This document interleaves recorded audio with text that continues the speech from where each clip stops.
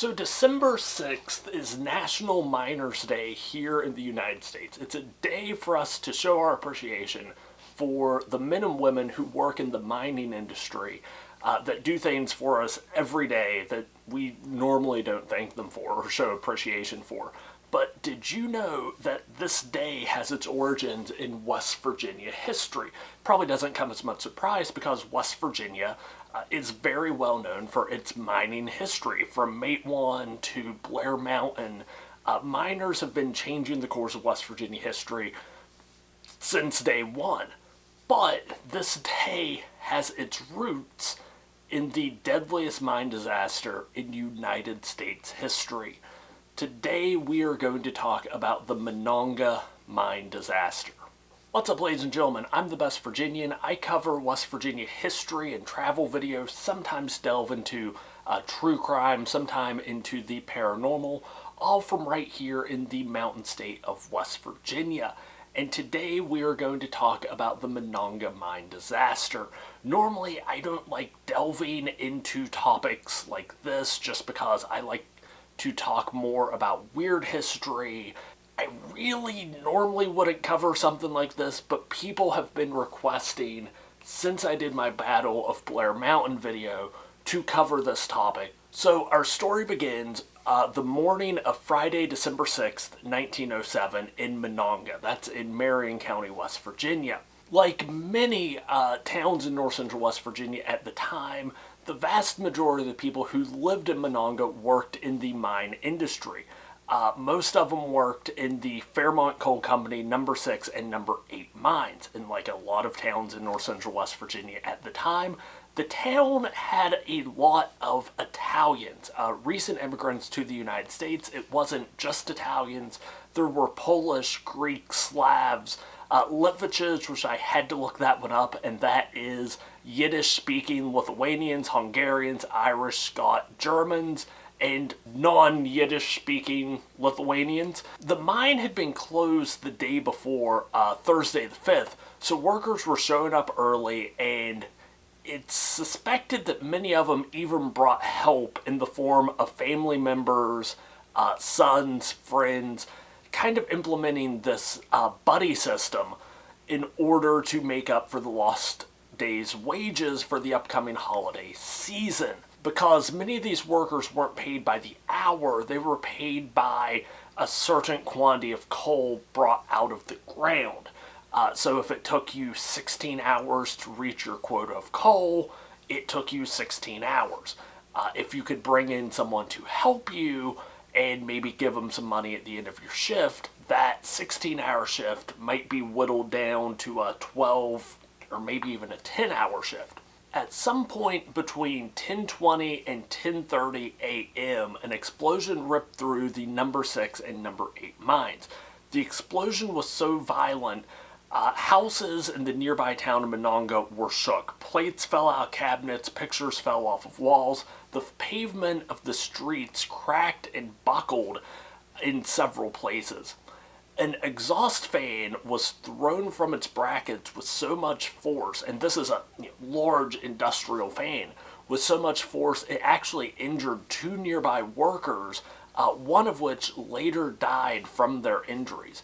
A roof of an engine house attached to the mine actually shattered, exploded into thousands of pieces. Some of these pieces had significant weight to them and were still flung several hundred yards. The explosion was so violent, people reported hearing and feeling the effects of the explosion nearly 8 miles away. Citizens of Monongah fled their homes, some fearing that they would collapse from the violent shaking, only to see smoke rolling out of the number 6 and number 8 mines. Families rushed to the mouth of the mines, praying for a miracle, but fearing the worst. To aid in the rescue and recovery efforts, workers had to be brought in from other towns, even in some instances other states, and many of these individuals were recent immigrants themselves. Inside the mine itself, there were cave-ins, underground fires, mangled coal cars, and tracks. And because of the severely damaged ventilation system, efforts were slowed down even more due to the effects of buildup of smoke and poisonous gases. Now, even though an investigation was launched almost as soon as the disaster happened, to this day there are still two mysteries that are highly debated regarding the Monongah Mine Disaster. What was the official cause of the disaster, and exactly how many people were killed in the explosion. Now, the official report states that the explosion was caused by a backblast caused either by an improperly placed explosive charge or an exposed headlamp setting off a pocket of methane gas. That explosion then mixed with coal dust in the air and just laying on the ground, which caused this massive chain reaction explosion. Many people reject this official report and believe the explosion was caused by either an underground coal car crash that ripped down electrical wires, which then caused an arc, setting off a pocket of methane gas, or coal dust in the air.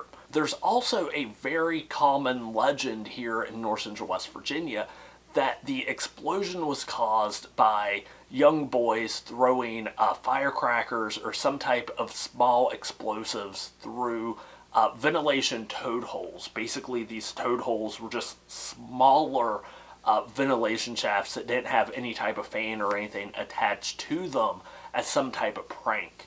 It should be noted that in several reports, it said that workers would actually go through some of these toad holes in order to bypass the main check-in area of the mine, just so they could get to their workplace quicker, and that's going to play a role into what we're going to talk about next. How many people are believed to have been killed in the Monongah Mine Disaster? Now, in the explosion, the main check-in board was destroyed. This was a way for miners to check in for the day and then check out, show that they've hit their quota of coal, and get paid. Because of that, there are several workers that would have been in the mine that weren't paid this way. For example, individuals like engineers or coal car drivers weren't paid by the same rate, so they wouldn't have been included on this main check-in board. And like we talked about before, this doesn't include individuals that would have came in on the buddy system. So, these family members and friends, in some instances sons, very young sons, wouldn't have been included on this board either. Again, according to the official report, the number of individuals killed in the explosion is about 361, but that number has been highly disputed from the very beginning. It should be noted that originally the Fairmont Coal Company said in a newspaper report that they believed about 478 individuals would have been in the mine at the time of the accident. By the end of the day of the 6th, the Fairmont Coal Company ordered 380 coffins to be delivered to Monongah as soon as possible. Now, if you've ever watched my video on the Battle of Blair Mountain, you know how big of slime balls I think a lot of these mine owners and operators were at the time, and some still are to this day. Essentially, I believe that if these individuals thought that they could have put all the victims into 100 coffins, they would have ordered 75 coffins. And the fact that they ordered 380 is probably a pretty good guess that there were more victims than 361. And I kind of saw one report that reported in the deaths was an insurance salesman.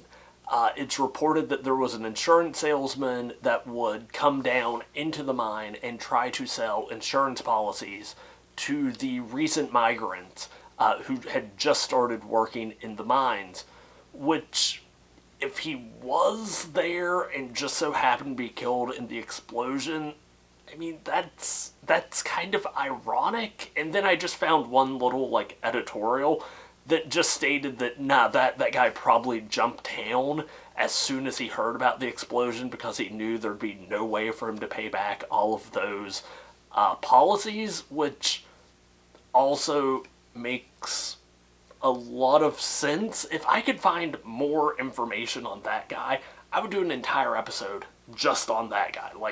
that's more of the vein of weird history I normally cover, because I don't like covering super depressing stuff. Thorough historical research has been done into the nearby Mount Calvary Cemetery in Monongah, and it's revealed the death count is probably nearer to 500.